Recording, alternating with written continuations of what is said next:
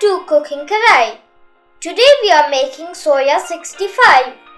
The ingredients we need are salt, red chilli powder, Kashmiri chilli powder, Garam Masala, Coriander powder, corn flour, soya chunks, ginger, garlic, green chilli paste and yogurt.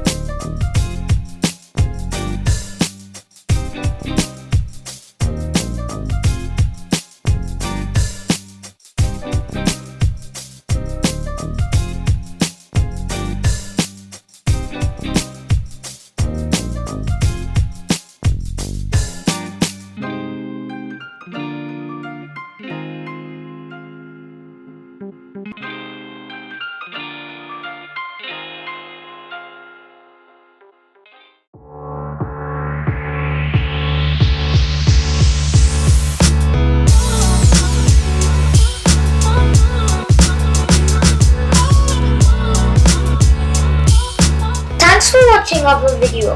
Please do subscribe, like and hit the bell icon to get updated on our future videos.